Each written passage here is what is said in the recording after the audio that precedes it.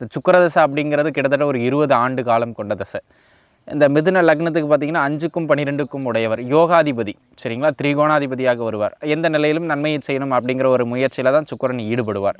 சரி, எப்படி இருந்தால் நன்மைகளை தரும்? இந்த தசை அடுத்த கட்ட வளர்ச்சியை உங்களுக்கு கொடுக்கும். இந்த தசை மனைவி ரீதியாக ஒரு ஏற்றம், பெண்கள் சுகம், இனிமையான இல்லற வாழ்க்கை, இந்த மாதிரியான சில அமைப்புகளை ஏற்படுத்தி கொடுக்கும். அதனை அடுத்ததாக எப்பொழுது எங்கிருந்தால் அப்படின்னு கேட்டிங்கன்னா, அதாவது இந்த தசை எப்படின்னா கொஞ்சம் அனுபவித்து அதன் பிறகு கெடுக்கும். ஓம் நம சிவாய. தென்னாடு உடைய சிவனையே போற்றி, எந்நாட்டவர்க்கும் இறைவா போற்றி. எம் தொலைக்காட்சி நேயர்கள் அனைவருக்கும் ஜோதிடர் யோகி ஜெயப்பிரகாஷின் அன்பான வணக்கங்கள். அன்பு நேயர்களே, இந்த பதிவில் மிதுன லக்னம் அல்லது மிதுன ராசியில் பிறந்தவர்களுக்கு, மிதுன லக்னத்தில் பிறந்தவங்களுக்கு இது முதன்மையான பதிவாக எடுத்துக்கலாம். ராசியில் பிறந்தவங்களுக்கு ஒரு 30-40% இது பொருந்துமுங்க. என்ன பார்க்க போகிறோம் அப்படின்னு கேட்டிங்கன்னா, உங்கள் பொது பலன் கிடையாது. உங்கள் ஜாதகத்தில் சுக்கிரனுடைய தசை நடக்குமானால், சுக்கிரனுடைய தசை எந்த மாதிரியான ஏற்றங்களை வழங்கும், எப்படி இருந்தால் மிகப்பெரிய உயரங்களை இந்த சுக்கிர தசை உங்களுக்கு வழங்கும், எப்படி இருந்தால் மிகப்பெரிய தீமைகளை உங்களுக்கு தரும். அப்போ நம்ம நல்லா இருக்கிற அமைப்பு உங்களுக்கு இருக்குது அப்படின்னா அதிகமாக உழைச்சி அடுத்த கட்டத்துக்கு நீங்கள் நகர்ந்து போயிட்டே இருக்கலாம். இல்லை இப்படி கவனமாக இருக்கணும் அப்படிங்கிற மாதிரியான சூழல் இருக்குது, அந்த மாதிரியான கிரக அமைப்புகள் உங்கள் ஜாதகத்தில் இருக்குதுன்னு நீங்கள் தெரிஞ்சுக்கிட்டிங்கன்னா அதற்கு ஏற்றாற் போல் கொஞ்சம் தற்காப்போடு இருந்துக்கலாம். அதற்கான ஒரு பதிவு. சரிங்க, இந்த சுக்கிர தசை அப்படிங்கிறது கிட்டத்தட்ட ஒரு 20 ஆண்டு காலம் கொண்ட தசை. இந்த மிதுன லக்னத்துக்கு பார்த்திங்கன்னா 5க்கும் 12க்கும் உடையவர் யோகாதிபதி, சரிங்களா, திரிகோணாதிபதியாக வருவார். எந்த நிலையிலும் நன்மையை செய்யணும் அப்படிங்கிற ஒரு முயற்சியில் தான் சுக்கிரன் ஈடுபடுவார். சரி, எப்படி இருந்தால் நன்மைகளை தரும்? அதற்கு முன்பாக சுக்கிரன் குருவின் தொடர்பையோ, இந்த லக்னத்திற்கு குருவின் தொடர்பையோ, வளர்வரை சந்திரனின் தொடர்பையோ, புதனின் தொடர்பையோ அல்லது சனியின் தொடர்பையோ பெறுகின்ற பொழுது நன்மைகளை நிச்சயமாக அதிக அளவு செய்வார். அதில் ஒன்றும் மாற்று கருத்து கிடையாது. சரிங்களா, எந்த நிலையிலும் ராகு கேதுக்களோடோ அல்லது சூரியனுக்கு நெருக்கமாக சம்பந்தப்பட்ட சுக்கிரன் கொஞ்சம் தீமைகளை தான் அதிகமாக செய்வார் அப்படிங்கிறத நீங்கள் மனசில் வச்சுக்கிடணும். சரிங்களா, இப்போ பதிவுக்குள்ளே போவோம். மிதுன லக்னத்தில் பிறந்திருக்கீங்க.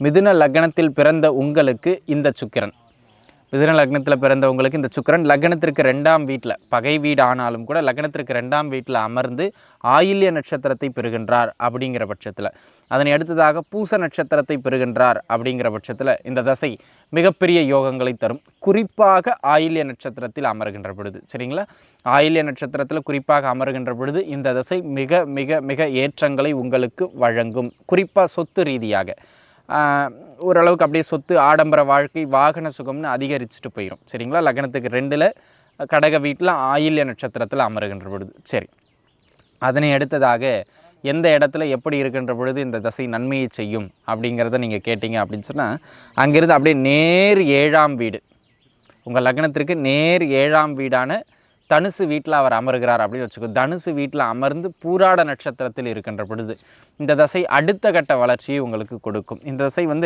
மனைவி ரீதியாக ஒரு ஏற்றம், பெண்கள் சுகம், இனிமையான இல்லற வாழ்க்கை, இந்த மாதிரியான சில அமைப்புகளை ஏற்படுத்தி கொடுக்கும்.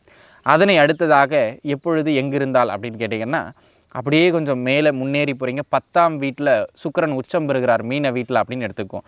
மீன வீட்டில் உச்சம் பெறுகின்ற இந்த சுக்கிரன் ரேவதி நட்சத்திரத்தில் அமருகின்ற பொழுது, ரேவதி நட்சத்திரத்தில் அமருகின்ற பொழுதோ அல்லது உத்திரட்டாதி நட்சத்திரத்தில் அமருகின்ற பொழுதோ தொழில் ரீதியாக மிகப்பெரிய உயரங்களை தருகின்றார், பொருளாதார ரீதியாக மிகப்பெரிய உயரங்களை தருகின்றார். ஆக ரேவதி நட்சத்திரத்திலோ உத்திரட்டாதி நட்சத்திரத்திலோ அமருகின்ற இந்த சுக்கிரன் உச்சம் பெற்று, லக்னத்தின் 5ஆம் அதிபதி 10ல் உச்சம் பெற்று 9ஆம் அதிபதியின் நட்சத்திரம் அல்லது 4ஆம் அதிபதியின் நட்சத்திரம் அல்லது லக்னாதிபதியின் நட்சத்திரத்தை பெறுகின்ற பொழுது மிகப்பெரிய யோகங்களை அந்த திசை அப்படி வாரி தூக்கி போட்டு போயிடும்.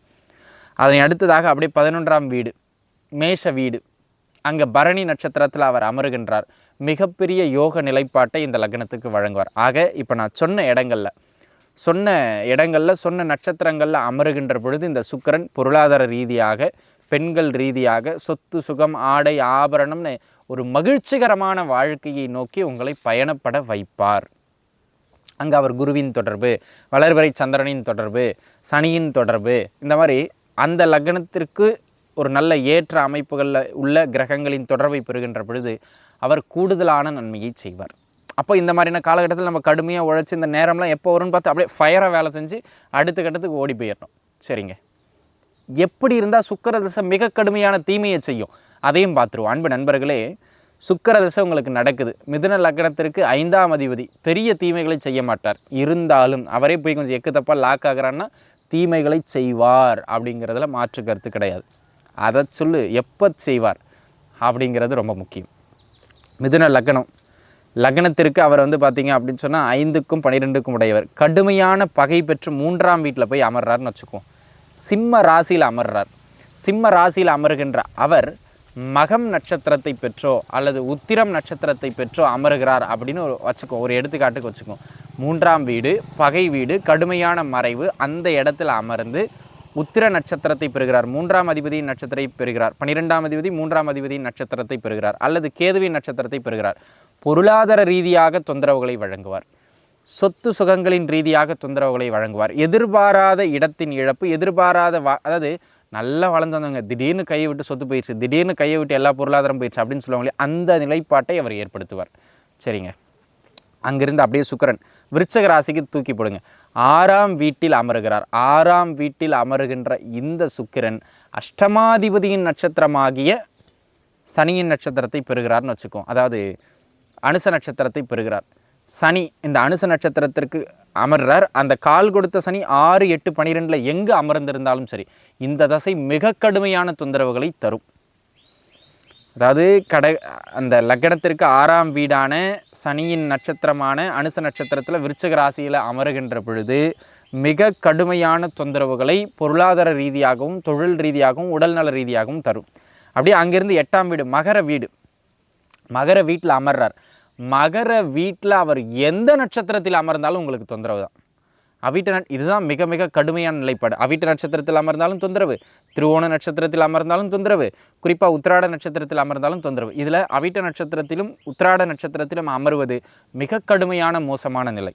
அதுதான் திடீர் இழப்புகளை சந்திப்பது, திடீர் சிறைவாசங்களை சந்திப்பது, திடீர் மிகப்பெரிய பொருளாதார இழப்புகளை சந்திப்பது.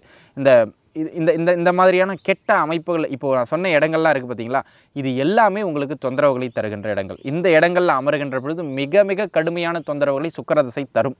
அங்கே ராகுவோடு இணைகிறார், கேதுவோடு இணைகிறார், சூரியனுக்கு நெருக்கமாக இணைகிறார். அப்படிங்கிற பட்சத்தில் அடுத்த கட்ட தீமைக்கு அது நகரும். அப்படி இருக்கின்ற பொழுது என்னென்ன பண்ணோம், தடமாற்றப்படும், திடீர் பொருளாதார இழப்புக்கள், பொருளாதார ரீதியாக மிக கடுமையான தொந்தரவு. பருவ வயசில் இருக்காங்க, அந்த வயசுக்கு உரியதை செய்ய விடாமல் தடம் மாற்றுறது, வாழ்க்கையிலேருந்து ஒழுக்கத்திலேருந்து தடமாற்றி வேறு வேறு ரீதியான அமைப்புகளை தடமாற்றி விடுறது. அதாவது இந்த தசை எப்படின்னா கொஞ்சம் அனுபவித்து அதன் பிறகு கெடுக்கும், அனுபவித்து கெடுக்கும், அந்த மாதிரியான ஒரு தசை.